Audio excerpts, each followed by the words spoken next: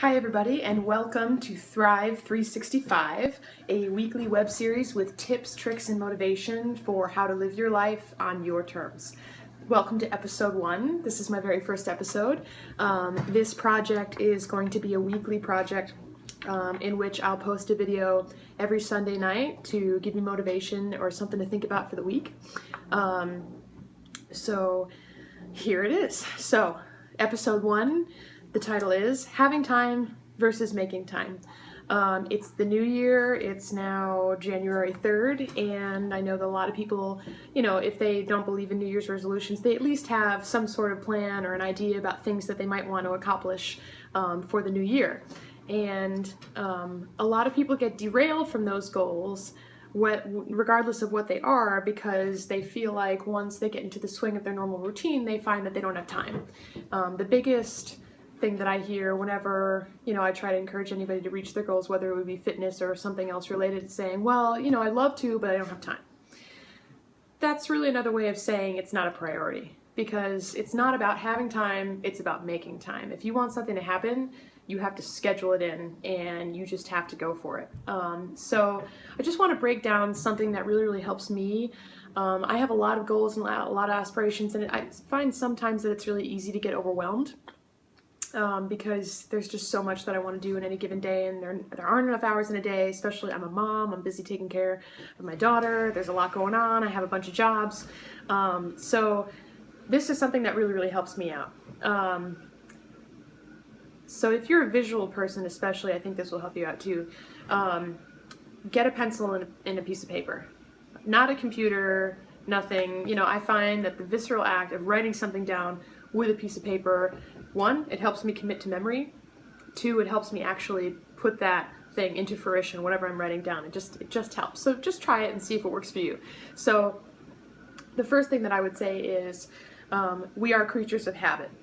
We absolutely are. We like to make routines. We like to make something habitual. Oh, well, on Sunday nights we get Chinese food for dinner. Or, every day after work I come home, I take off my shoes, and I plop on the couch for a half hour before I do anything because I'm exhausted. Those sorts of things. We fall into habitual routines. We are creatures of habit.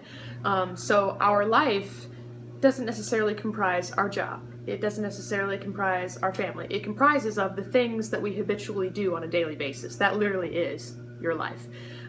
So if you want to achieve a goal, you have to make sure that it's achievable within your daily routine. And if there's something about your daily routine that's holding you back from your goal, you've got to switch some stuff around. So step number 1, write your schedule down. And I don't mean, I work from 9 to 5, and then after work I come home and I make dinner, and then on Wednesdays I go to the gym. No, I want you to write down minute by minute.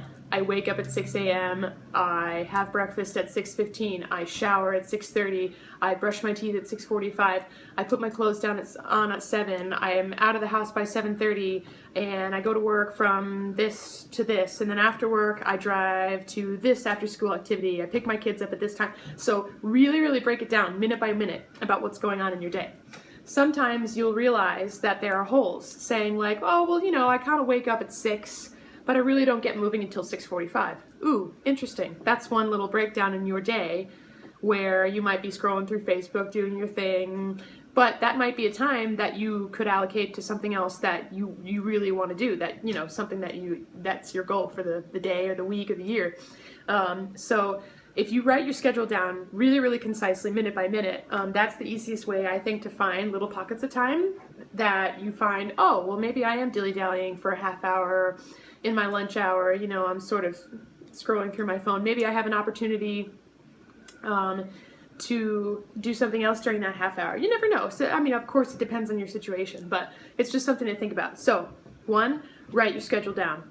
Just get it done. 2, find holes in your schedule and figure out whether your goals can be achievable in those little pockets of time.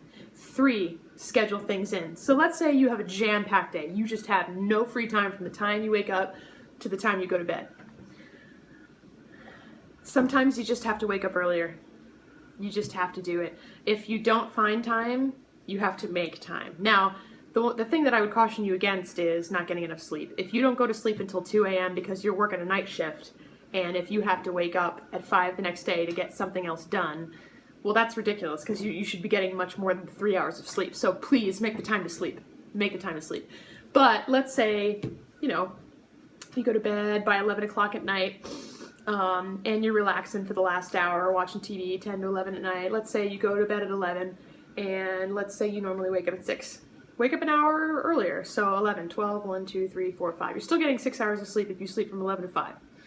So if you get up at 5, you have an extra hour to get stuff done. So that's basically my current schedule. I sleep, my daughter actually sleeps through the night.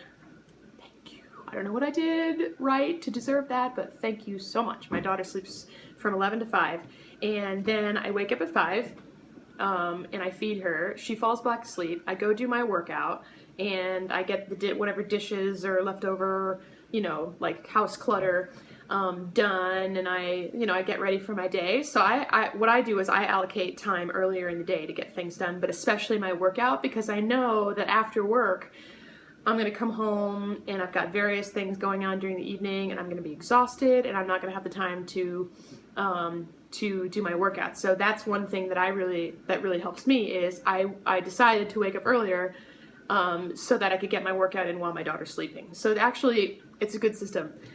So that's something else that you could think about, waking up a little bit earlier to factor that thing in.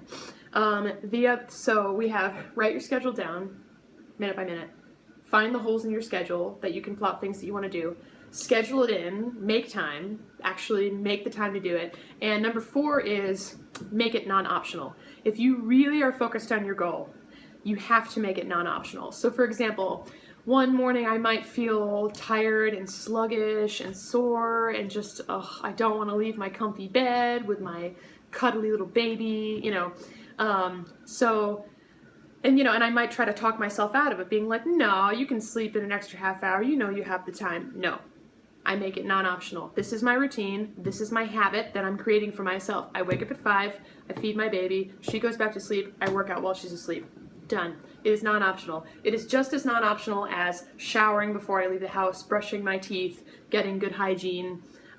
Since I make my workout non-optional, it's easy to stick to it because it's part of my daily habit. Again, it's part of my life because it is the thing that I habitually do day after day after day. Once you make it a habit, it's so easy to stick to it. It really is. Now, this could be for anything. It doesn't have to be fitness related. It just happens to be working for me to work out in the morning. But let's say, you're frustrated because you come home and you feel like the house isn't clean. Well, wake up a half hour earlier. If vacuuming or something is too loud or noisy for other people who might be sleeping in the house, do something that's less, rambunctious, like loading the dishwasher or dusting. Dusting requires no noise, that sort of thing. So that's, you'd be surprised about how much you can actually accomplish in the morning if you can train yourself to be a morning person. A lot of people say, well, I'm not a morning person. But you're not a morning person because it is your habit to sleep in late, right? I mean, I get it. Some people are more like, instantly energetic in the morning. I happen to be a morning person. It's great. I get a lot done in the morning. But if you constantly train yourself to think, okay, 5 a.m. to wake up isn't early. 5 a.m. to wake up is just when I wake up. It's the same thing how people who work the night shift train themselves to work on the night shift. They just say, okay, well, the night shift, this is the time when I'm going to be awake and the most productive. So it really is just about training your mind. If you train your mind, then the body will follow. Now, I have no problem waking up at 5. It was a little bit of a struggle to get into a routine when she was first born a few months ago, but now we have a routine. I wake up at 5, I feed her, she goes back to bed, get my workout in. I do some house chores while she's still sleeping upstairs. I get ready for work. I get her ready. Like, it works out great. So I hope that that's helpful. So if you want to get something done, if you want to get something accomplished, if you want to feel great at the end of this year, make time. It's not about having time. It's about making time. Schedule it in, make it non-optional, and you'll be able to achieve whatever you want. Thanks so much. I would appreciate your feedback. Let me know if there's any topic that you'd like me to cover. I've got a bunch already lined up, but I'm really excited to hear what you think, and I'm happy to help. Have a great week, kick some butt, and I will see you next Sunday.